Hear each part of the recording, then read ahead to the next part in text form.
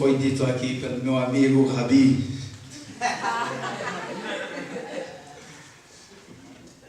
Sou Florindo, pai da Radassa, esposa da Yolanda, e pai da Jamila. E hoje nós estaremos nos alimentando no livro que eu amo bastante, que é o livro de Atos dos Apóstolos, capítulo 6. Atos dos Apóstolos, capítulo 6.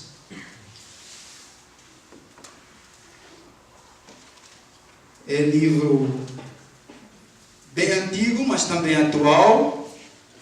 É livro que eu recomendaria para todos o comer e não só, porque esse livro, ele mostra a evidência de tudo quanto nós somos hoje. Atos capítulo 6, diz assim, vamos ler até o versículo 7. Ora, naqueles dias multiplicando-se o número dos discípulos, houve murmuração dos helenistas contra os hebreus, porque as viúvas deles estavam sendo esquecidas na distribuição diária. Então, os 12 convocaram a comunidade dos discípulos e disseram: não é razoável que nós abandonemos a palavra de Deus para servir às mesas. Mas, irmãos, escolhei dentre vós 7 homens de boa reputação, cheios do Espírito e de sabedoria, as quais encarregaremos deste serviço. Enquanto a nós nos consagraremos à oração e ao ministério da palavra. O parecer agradou a toda a comunidade. E elegeram Estevão, homem cheio de fé e do Espírito Santo. Filipe, Prócoro, Nícaro, Timão, Pármenas, Nicolau, prosélito de Antioquia, e apresentaram-nos perante os apóstolos. E estes, orando, lhes impuseram as mãos. Crescia a palavra de Deus, e em Jerusalém se multiplicava o número dos discípulos. Também muitíssimos sacerdotes obedeciam à fé.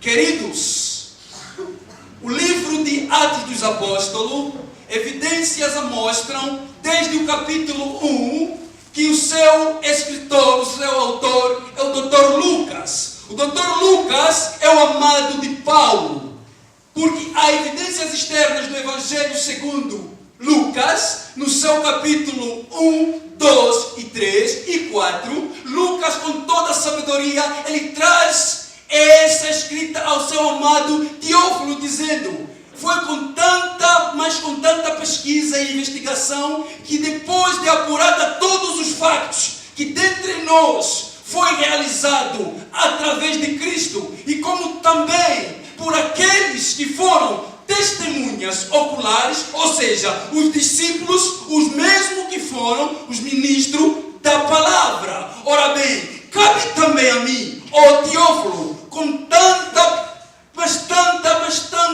apurada investigação, descrever-te com as devidas narrações em ordem. Ó amado Teófilo, eu escrevo para ti, para que a tua fé, ou seja, para que a plena certeza da verdade que te foi instruída, possa dar-te uma grande, mas grande certeza. O Evangelho de Lucas, ela é simplesmente o que nós hoje somos. Ou seja, o Evangelho de Lucas narra e constrói, traz o Atos dos Apóstolos como seu segundo volume, a expansão do reino de Deus. Ou seja, Atos dos Apóstolos, como nós todos aprendemos, amiga Vitória. O que é Atos dos Apóstolos? A ascensão de Jesus Cristo, descida do Espírito Santo e a expansão do reino de Deus. Repita comigo: a ascensão do Espírito de Jesus, a descida do Espírito Santo E a expansão do reino de Deus.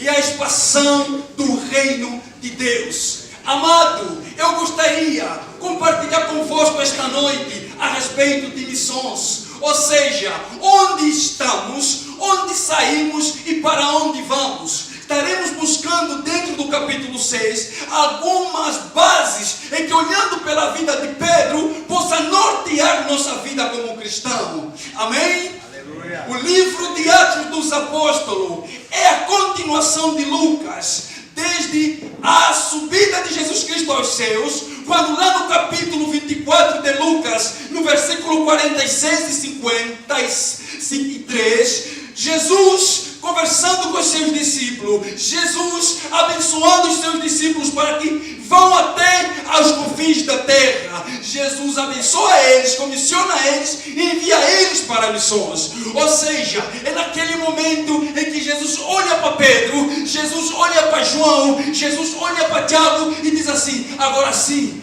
quando do alto vos for dado e vocês serem revestidos do Espírito Santo, vocês sereis minhas testemunhas. Ou seja, era necessário que Jesus subisse aos céus, descesse o Espírito Santo e a missão dos 12, com poder e ousadia, começasse a acontecer. Por isso que em Atos capítulo 1, verso 8, a palavra diz que desceu o Espírito Santo com poder. Esse poder era para capacitar os discípulos para serem testemunha de Jesus Cristo até aos confins da terra. O livro de Atos dos Apóstolos mostra do capítulo 1 até o capítulo 12 o grande homem, sendo Pedro o pilar da igreja, Jerusalém como capital do evangelho e os judeus sendo o povo em que Pedro e seus irmãos se focalizavam para pregar o evangelho.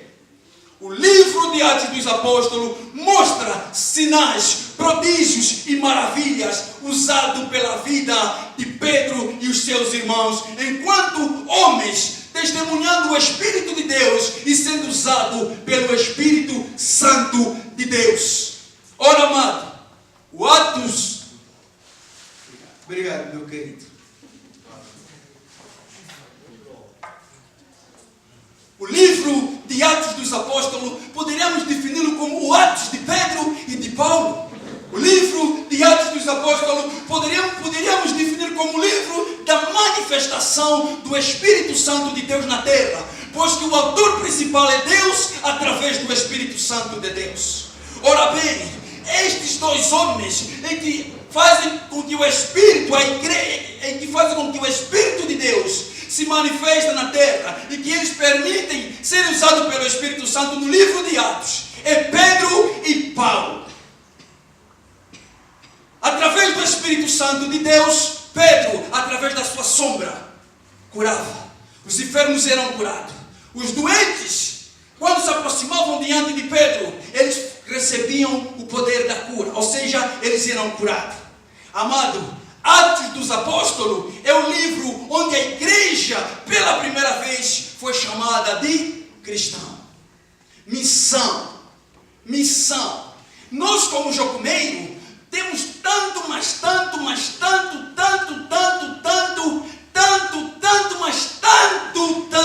conhecimento de que hoje a plena certeza da nossa salvação é real.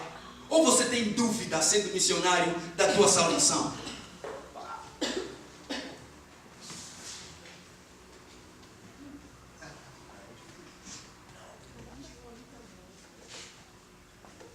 Vamos olhar no capítulo 6 que a gente acabou de ler.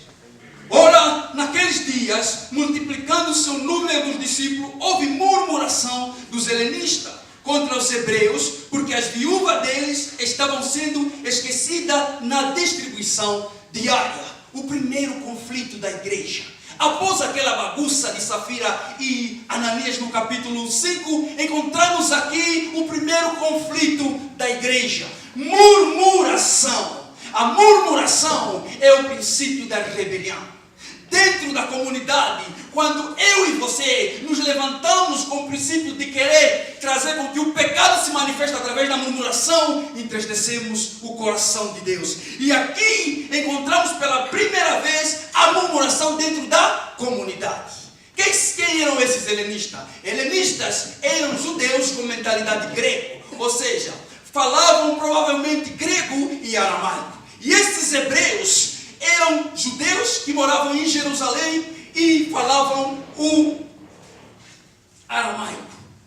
Esses eram os hebreus ortodoxos, que o que dá a entender, dentro daquilo que nós lemos, que não gostavam dos helenistas. Nesse conflito, os 12 entenderam que neste momento era necessário que dentro da igreja, dentro da comunidade, escolhessem 7 homens de boa reputação, cheios do Espírito Santo e de quê? E de sabedoria. Amado, quantas vezes nós como missionários, dentro da nossa organização missionária Jocum, servimos como murmuradores para a destruição à obra de Deus?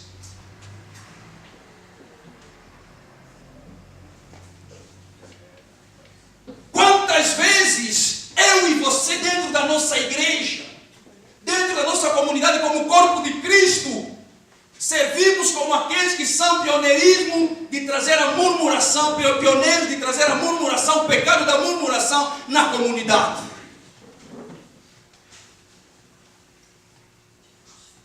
Lembra-te que a murmuração é pecado.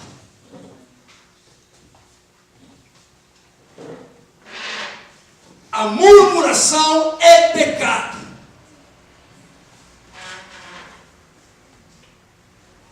Com tanta sabedoria, os 12 convocaram a igreja, a comunidade, e entenderam escolher 7. Se calhar seria um dos princípios para ser um jogo meio. Não só ouvir Deus e fazê-lo conhecido, mas ser cheio do Espírito Santo, de boa reputação e com sabedoria.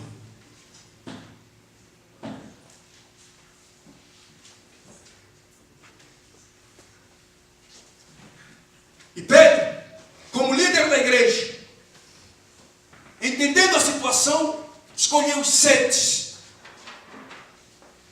E no versículo 3, encontramos a ênfase dos apóstolos dizendo: mas, irmãos, escolhei dentre vós 7 homens de boa reputação, cheios do Espírito e de sabedoria, as quais encarregaremos deste serviço. E enquanto a nós, nos consagraremos à oração e ao ministério da palavra de Deus.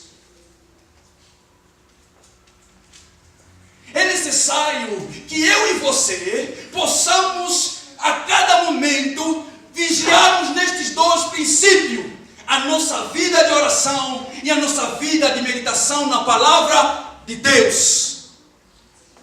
Amado, não conseguiremos viver dentro desta base se a minha vida, se a tua e a minha vida de oração for um caos. Não conseguiremos viver dentro desta base se não nos relacionarmos através da palavra de Deus. A prioridade como cristão é a minha vida de meditação, o meu relacionamento com a palavra de Deus. Pedro entendeu a urgência de expandir o Evangelho. Pedro entendeu a urgência de ser um missionário. Pedro entendeu a urgência de sair e pregar o Evangelho. É tão bonito voltarmos de um prático de Tebe, mas a realidade você conhece o que aconteceu lá. Nem tudo é boa coisa. Porém, o Espírito Santo capacita aquele que ele chamou.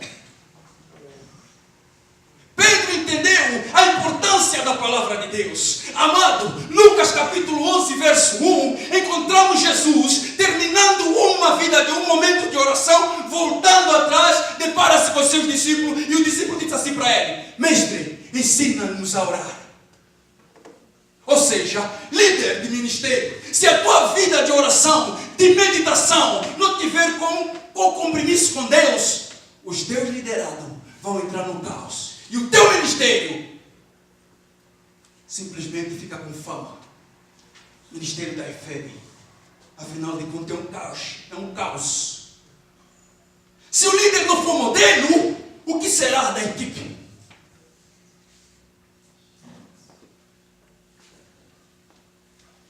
O primeiro conflito aqui. Qual foi a posição dos apóstolos? Nós, como líder, não podemos largar a vida de oração, a vida de pregar, a vida de viver a palavra. E como a palavra, ela é boa. Salmos 19 declara isso. A lei do Senhor é perfeita e alegra o coração. Os preceitos do Senhor são retos. O salmista ainda avança dizendo: o temor do Senhor é o princípio da sabedoria. O escritor de Hebreus vai avante e diz: a palavra de Deus é viva e eficaz. Pedro, olhando pela situação, o primeiro posicionamento foi: nós precisamos continuar a viver na vida de oração e na vida da meditação da palavra. Amado, Jesus foi um modelo. Os discípulos entenderam o seguinte: se o mestre ora, nós precisamos orar. Se o mestre busca a Deus, nós precisamos buscar a Deus. E Pedro conhecia Jesus. Neste preciso momento, entendendo o contraste que encontramos aqui: mas irmãos, escolhemos 7, mas eu, os meus irmãos, os apóstolos, nos dedicaremos aonde? Na oração e no ministério da palavra. Isso é missão, amado. Se não houver oração, passa a ser um conformismo. Nós somos e temos aqui a Universidade das Nações. Se nós que somos a Universidade das Nações não tivermos uma vida com Deus de meditação e oração, de buscarmos Deus, não há diferença com a Uninter, com o Estácio. E o resultado será: o cara fez a EFEB, o cara fez a IACV, o cara fez a IACV, fez a FMA. Claro que eu tenho a minha parte, mas eu sou aquele que passa em frente, aquele que leva o cajado, aquele que mostra o caminho. Eu gosto muito de dizer do Jimmy: o melhor que nós temos para dar às nações, quem sabe? É o nosso tempo de ações com Deus. É o nosso relacionamento com Deus. Pedro entendeu a importância da palavra. Lore entendeu esse princípio. Ouvir Deus e fazê-lo conhecido através do momento da meditação da palavra.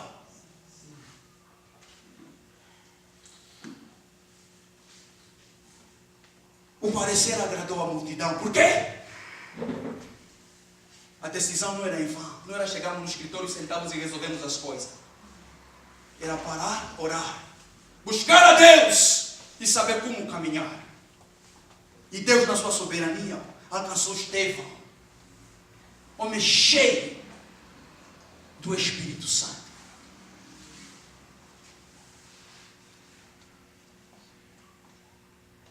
A oração liberta. A oração faz as coisas acontecer. A oração traz solução. A oração faz com que o que era impossível passe a ser possível. Irmãos, se não vigiamos, em vez de formarmos missionários, vamos formar mercenários. É lindo eu ser tutor, é lindo eu ser obreiro da igreja, mas se eu como obreiro não tiver vida de oração, o que eu vou dar por aquele cara que está com o momento de conhecer Deus?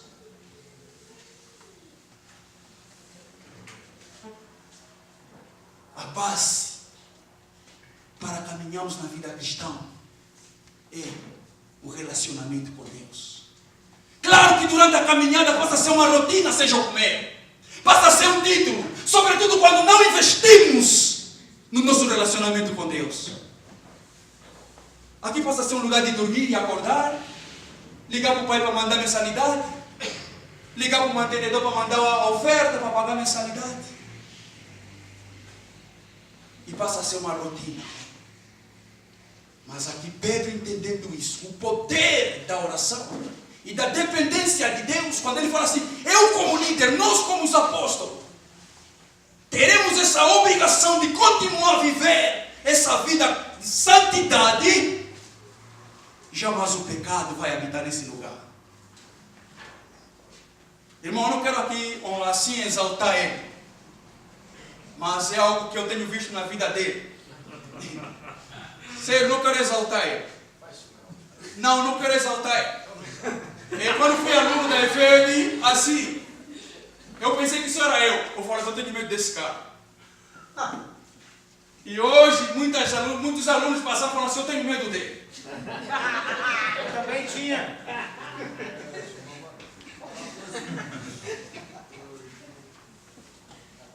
Como está, líder, tua vida de oração? Como é que era depois da ideia? Cara, você veio agora da ideia. Está com a vida de meditação, né? Tá bom. E nós que já temos 4. Vê. A nossa primeira atitude é, depois da ideia, o nosso relacionamento com Deus é que? Férias. Não vamos continuar aqui nessa base, amados. Não vamos continuar aqui nessa base desse jeito, amados. Os nossos anciãos estão clamando, ó Deus, envia homens comprometidos com a palavra. Se a geração dos nossos anciãos for, quem seremos nós sem eles? Homem que olhando para você fala assim, você tem temor de Deus.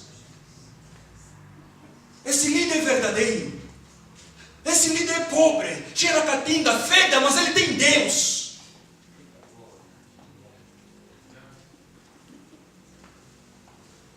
Oração e o ministério da palavra. Como está teu tempo de meditação? Como está teu tempo da meditação da palavra de Deus? Ai, como a palavra é linda. Quando você termina de ler a palavra, ela te dá um novo ânimo. Quando você termina de meditar na palavra de Deus, ela te leva a crer naquilo que até os teus olhos não acreditam crer. Quando você tem uma vida de oração, não orar para ti é pecado. Quando você tem uma vida de meditar na palavra, não meditar para ti é uma coisa. Hoje não falei com o Papai do céu. Onde vamos nós? Sem a vida de oração. E atenção, do capítulo 1 até capítulo 12 não parou aí. Segue Paulo com o mesmo estilo de vida. Oração, palavra, pregação. Queremos ganhar as nações? De que maneira? Jesus honra o nome dele. Deus glorifica o nome dele nas nossas vidas através do nosso relacionamento com ele. O problema de Deus não é acreditar em você. Deus ama acreditar no ser humano. Cada um de nós aqui tem uma história. Pedro era um pescador. Deus acreditou nele. Ele entendeu o segredo da oração. Lucas traz muitas narrativas de Jesus em ao encontro do Pai. O Espírito levava ele para orar. Aqui, mesmo na cadeia, em Atos dos Apóstolos, eles louvavam e adoravam ao Senhor. Amado, sua vida de manutenção, vir aqui cantar embora, cansa. Precisamos nos encher do Espírito Santo. Precisamos clamar ao Espírito Santo que venha ao nosso encontro. Pai, eu preciso de Ti. Pai, sem Ti eu não sou nada. Pai, o meu ministério precisa do Senhor. O Espírito Santo precisa ser um convidado especial do Teu ministério. Será que o Espírito Santo é prioridade no nosso ministério?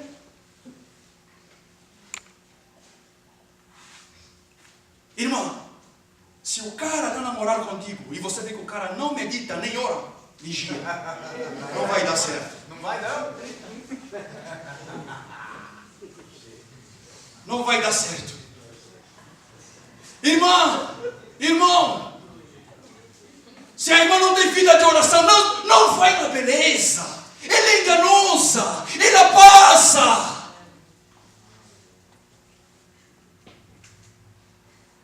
Vai naquela irmã que paga o preço. Que cobra você, marido? Esse mês não oramos. Namorado, esse mês não oramos.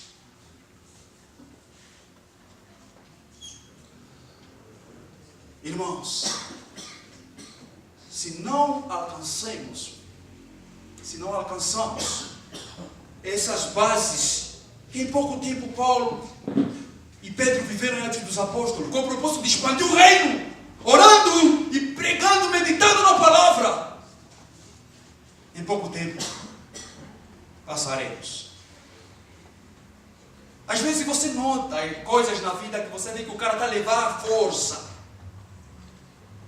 O cara já não está dando, mas ele continua carregando as coisas. Aí você pergunta para Deus: Pai, não, ele me abandonou. Cuidado com o título. Vai ser bom aqui na terra, mas não vais entrar no céu.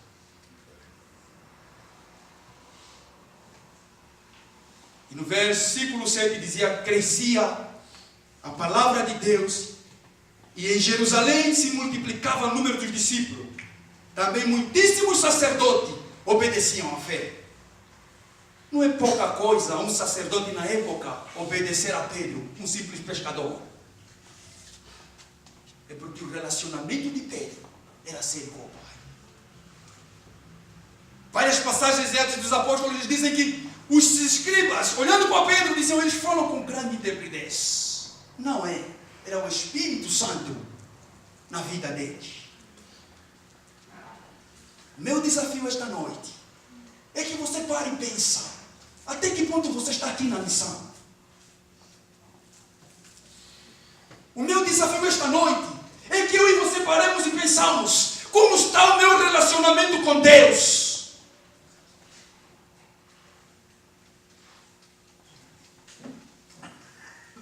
O meu desafio esta noite é que você pare e fale assim: não vale a pena voltar para casa, vale a pena voltar a fazer a faculdade, do que depois de terminar a ideia de ser de feira com o relacionamento com Deus. Não é você, esse é o meu caso também. Preciso buscar Deus, cara. Esse é o meu conselho. Qual foi a última vez que meditaste? A última vez que você parou e falou: Deus, hoje o meu tempo é com você. Eu quero convidar você a pensar nisso. E se você quiser essa noite fazer uma aliança com Deus, eu te convido a se levantar e fazer um novo concerto com Deus nessa área de buscar ao Senhor. Buscai-me enquanto você pode me achar. Evocai o meu nome enquanto eu estou perto. Eu quero convidar você a pensar nisso e voltar para Deus. E desafio ainda mais você: se entenderes que o teu tempo acabou, pega, entrega a liderança, cara. Em vez de atrapalhar a obra de Deus. Aqui é um lugar de ferramentar pessoas, de lhes dar vida e lhes mandar para ir para as nações. Não é um lugar para fazermos título. Aqui é um lugar onde nós paramos e falamos assim: se não ouvimos a voz de Deus, nós não vamos. Pensa no teu relacionamento com Deus. Deus te abençoe.